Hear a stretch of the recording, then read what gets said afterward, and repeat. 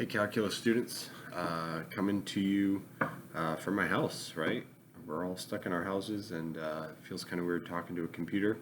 But I'm going to try and show you a few things just so we can be on the same page with standard 4. You saw my email yesterday regarding expectations. We need to move forward on these standards even while we're away. So I'm going to try and do this. We'll see how it goes.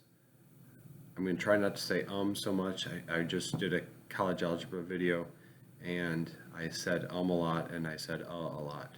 So I'm going to try and avoid that. Plus, you guys don't get the added commotion of kids. College algebra got to listen to my kids in the background. So sorry to disappoint, but they are in bed and it's finally quiet.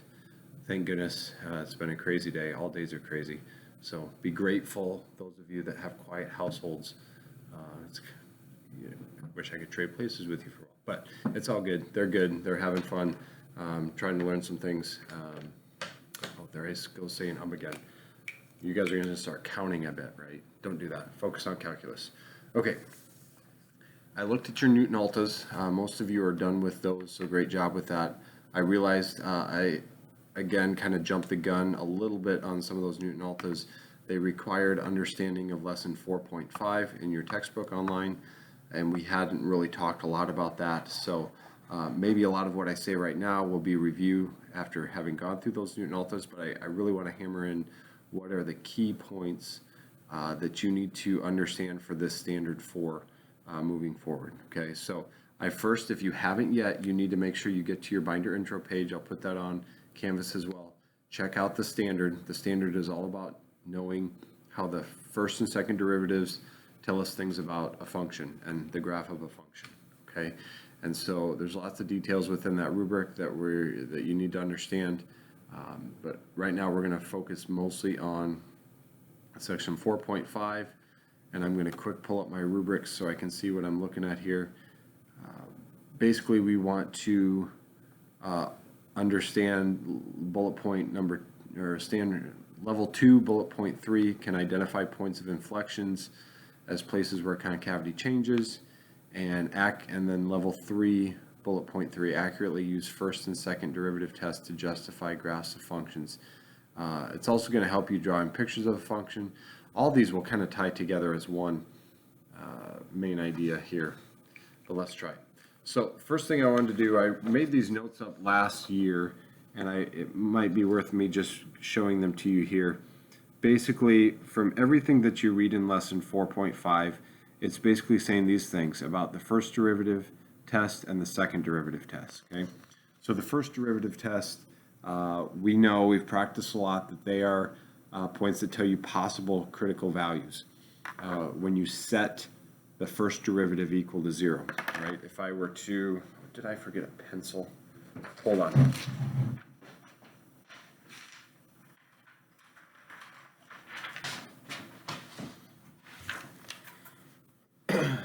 Critical values are where we set the first derivative equal to 0, right? That's what we're trying to do. And then we also talked about, I think the last day before we left, before we school was done for a while, the intervals where a function is increasing or decreasing. We can say wherever the first derivative is greater than 0, it's where it's increasing. Wherever it's less than 0, it's decreasing. Now this 4.5 section started telling you the importance of the second derivative. Okay, the second derivative is going to tell you the intervals where a function is concave up or concave down. If you can't see it, I wrote it kind of like there. Wherever the second derivative is greater than 0, it's going to be concave up. Wherever it's less than 0, it's going to be concave down. It's going to tell you inflection points wherever the second derivative is equal to 0. And this is the biggest thing. It's going to tell you one of those possible critical points that we found up here. It's going to tell you if it's a local maximum or local minimum. All right. Local maximum, when you plug in the critical value into the second derivative, if you get a number less than 0, if you get a negative number, then you're at a local max. If you get a number greater than 0, you're at a local minimum. We're going to do an example of that here in a second.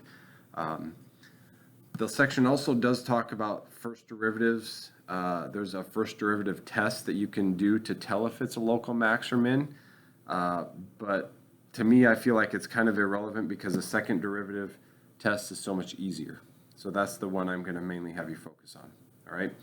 So let's get to an example here quick, and we will go from there. So we'll try and use the whiteboards to make this work.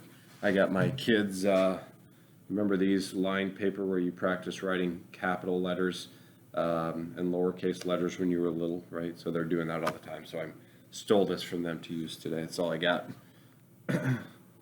What we're going to do is we're going to take a function here, pretty basic function, one that's easy to differentiate so we don't get lost in the derivatives, but we want to know what the derivatives tell us how we're going to think through this. So here's our function. You guys are completely competent in calculating derivatives. So here's the first derivative, and here's the second derivative. Okay, so that part's easy.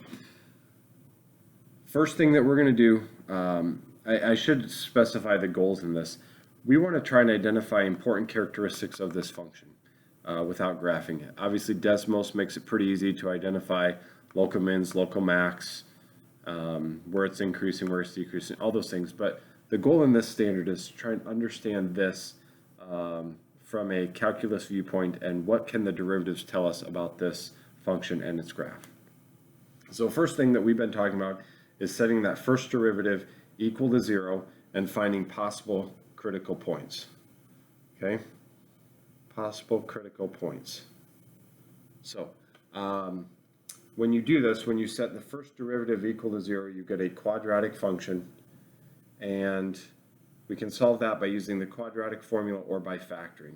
And so I quick did the factoring of this, and it factors out into 6 times the quantity 2x plus 3 and times x plus 2. Okay, and so the zero product property says you set each one of these factors equal to 0, and you get x equals -2 and x equals -3/2 or -1.5. So those are our possible critical points, right? So maybe what I want to do right now is I'm going to jump directly to the second derivative test and show you how we can use that second derivative to tell right away if these points are a maximum or a minimum. All right. So I'm going to, I guess I'll just start right back here. So you take your points, you take your possible critical points, and you plug them into your function. 24 times -2 plus 42, and you evaluate. We get -48 plus 42, and really all we're interested in is the fact that that value that it equals is negative. So because that is negative, that means that this x value is a local, it could be absolute, but we know for sure that it's a local maximum. Okay, because that was negative, the second derivative test, and you can go back and look in your book, since that was less than 0, it tells us that that critical point is a local maximum. Okay, we'll do the same with a -1. So I'll quickly put -1 in as my, sorry, -1.5, and I'll evaluate that. And in this case, the second derivative results in a positive value. So because that's positive, that tells us at this point, we don't know what the y values are for these, but we know at those x value points, that is a local minimum. Okay? So if we were trying to graph this, again, we wouldn't know the y value. We'd have to plug this back into the original function to find the y value. But we would know at x equals -2, that's a local maximum point. At -1.5, it's a local minimum point, right? So if you were to, try and envision a graph, right? Here's -1, here's -2. Wherever the y value is, I think it's somewhere down here like -40. At -2, it's a local max.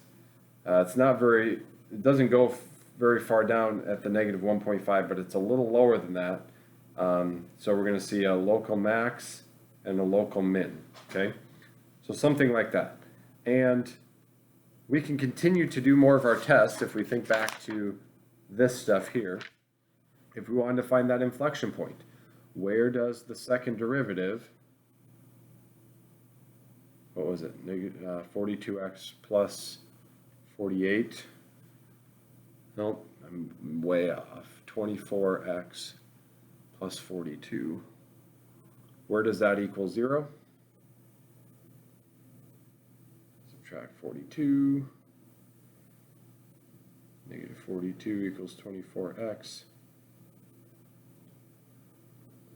At x equals, I believe that comes out to be negative 1.75, I think. Yeah, we'll go with that. So right in between there, negative 2 and negative 1.5, right there is it's gonna flip concavity from going concave down to concave up. Okay, so that's just a few of those things. That's just kind of the main things to focus on. There are more to each of the derivative tests, but my video is already getting long here, so I think I'm just going to stop there. Hopefully that's enough to give you a short overview of what we're trying to do. I have a few questions I'm going to have you work on tonight from the textbook and have me look at. But that's it. Thanks for listening. Hope you guys are well. We'll talk later.